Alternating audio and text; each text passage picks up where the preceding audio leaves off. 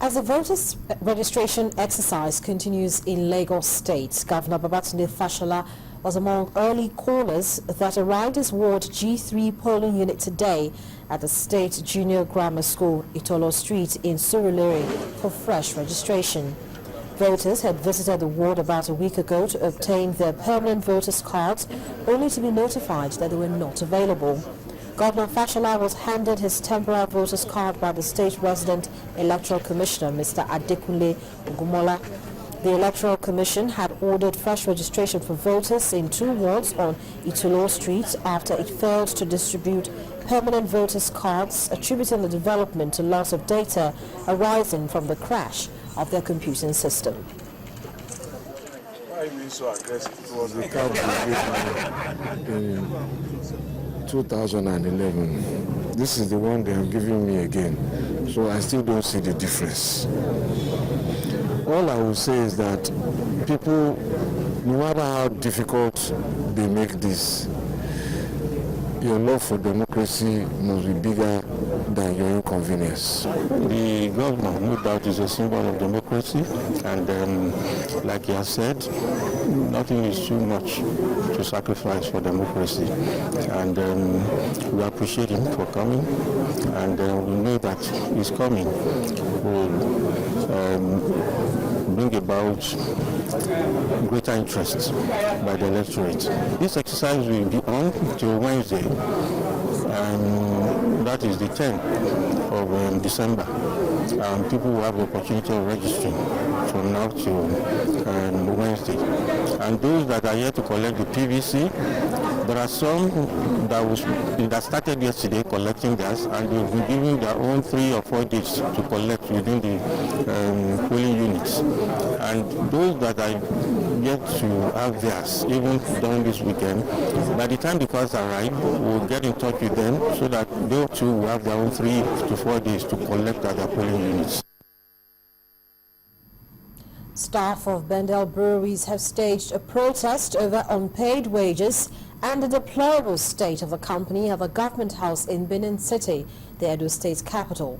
The workers are asking Governor Adams Oshiomhole to look into their plight and appeal to the management of the company to pay the 36-month salary arrears and allowances owed them. Confirming the allegation of unpaid wages, the acting general manager of the company, Osaze Ojo, says it is true, but attributes it to the court case between the state government and Churchgate Group. This is not the best of times for employees at the Bendel Breweries Limited, a company owned by Edo State government and transferred to the Churchgate Group to manage in 1992.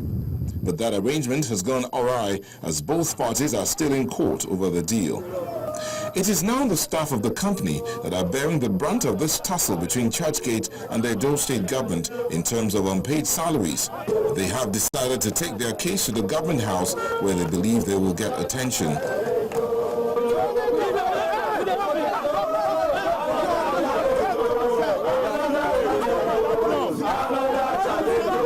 Life is difficult for every workers of Bendel Brewery. Can you imagine a worker that is being owed 36 months salary? You know, it's not easy. And that is why we are using this medium to appeal to the country government. We know his background. He's coming from the labor, background. And based on this, he should be able to help us because the company in question, Bendel Brewery, is being owed by the states. Speaking on behalf of the management of the company, the acting general manager says the state government is aware of the situation. The debt that was being owed to various banks, especially Intercontinental Bank, which was taken over by AMCON of over R1 billion, which the state government has taken over the payment for quite some time now. By now, I'm sure if they are not through the payment, maybe a little bit is left. Over R1 billion was taken over by that. And then the real crux of the problem is the case between Churchgate Industries and the state government over the ownership of the company.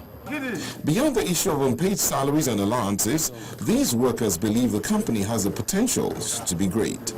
They called on the state government to rescue it from ruins and leverage on this inherent benefit. There is no raw material there that is wasted. Even for the ordinary water, students, they come to take samples for their projects. Yes. It is not only the worker. Let Oshomole please come and visit the place and restore it, so that the Messiah, we call him, it will really be so. In this present situation of high unemployment in the country, the Edo State government might just need to revive this infrastructure in order to create more jobs for its citizens.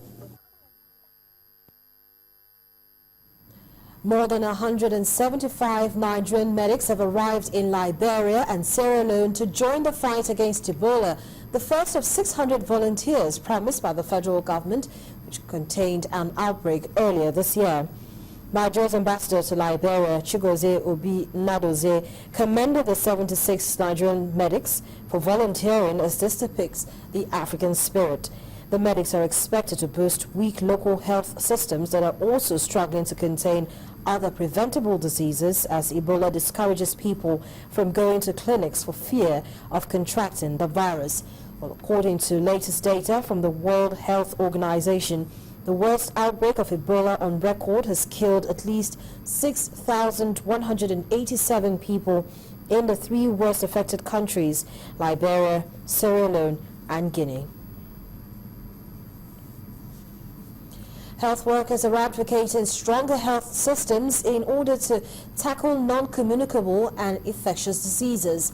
The health professionals meeting at the instance of the West African Infectious Disease Institute said over 700,000 Nigerians are on medication, but only 2% of that number depend on locally manufactured drugs. I beg your pardon. Our correspondent Omelogo Nadi reports.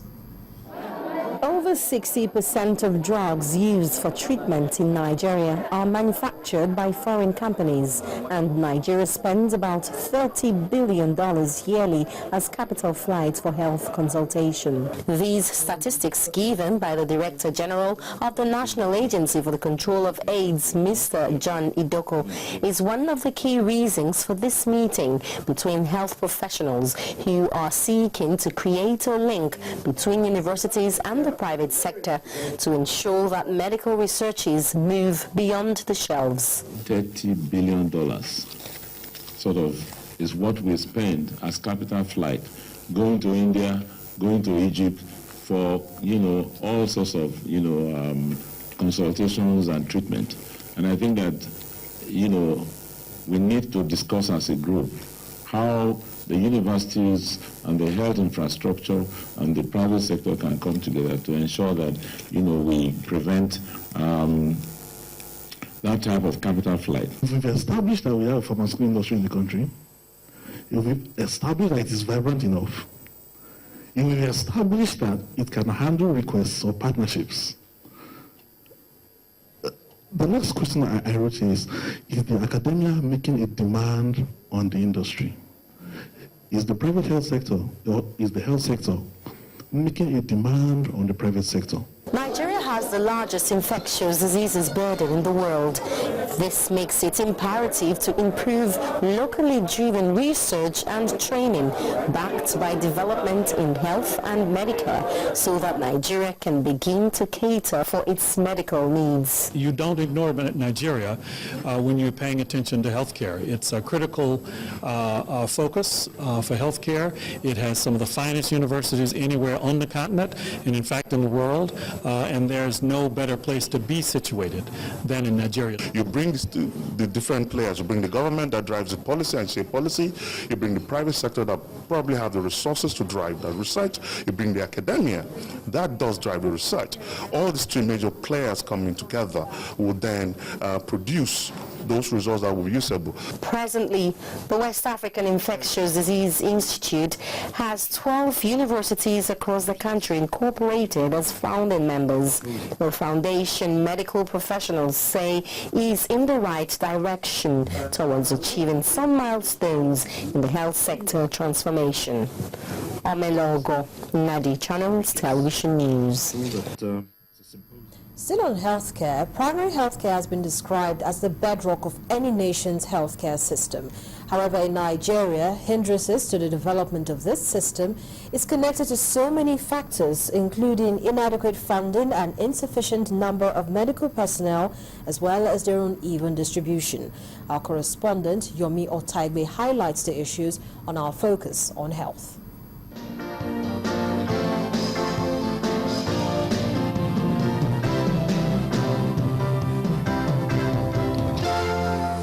We're watching diphtheria, Pt.2, and whooping cough.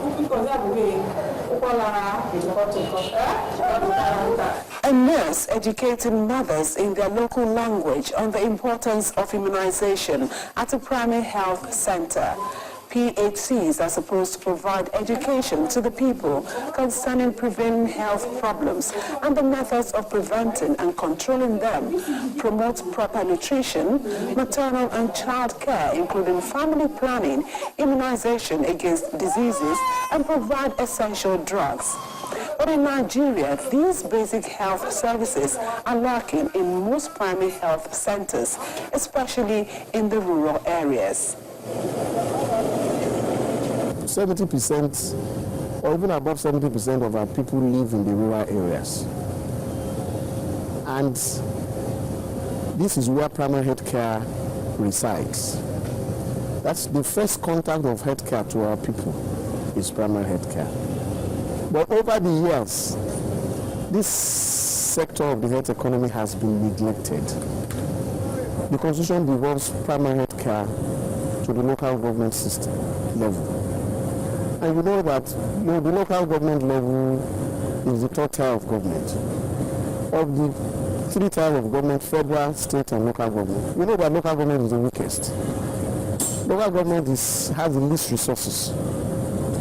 But local government is the one saddled with the responsibility of taking care of 70% of the health of 70% of Nigerians. So we think that the arithmetic is wrong. While some primary health care facilities are being upgraded in Nigeria, most are in various states of disrepair, with equipment and infrastructure being either absent or obsolete. Manpower is also a challenge. Yet, the PHCs ought to be the closest to the people in terms of easy access to health services. If they can bring a permanent doctor to this health center, it will be okay. Though the doctor that is saying is a copper and the doctor is trying very well. It's not, it don't even look as a copper. Some of our health facilities, the primary healthcare facilities, have been built for so long.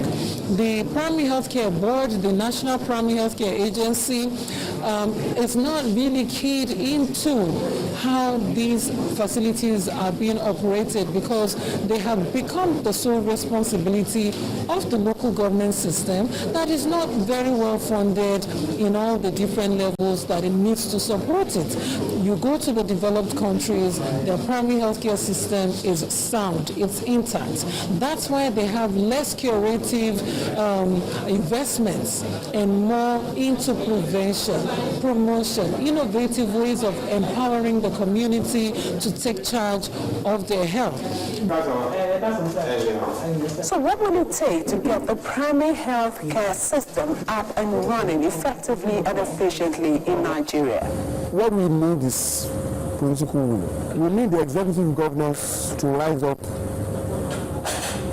to the task. Infrastructure has to be developed. They have to be maintained. Staff, adequate staff have to be recruited, technical manpower, then provision of drugs and other consumables have to be done. If we reach the 70% of people that are in the rural areas with effective, affordable healthcare delivery, then only a little will be left to be taken care of at the secondary and the tertiary level. Although primary health centers may be in most parts of the country, the rural population in Nigeria is seriously underserved when compared with their urban counterparts. More attention will be required in that area, while the overhaul of the entire primary healthcare system is urgently needed. Yomi Otaibu reporting for Channels Television News.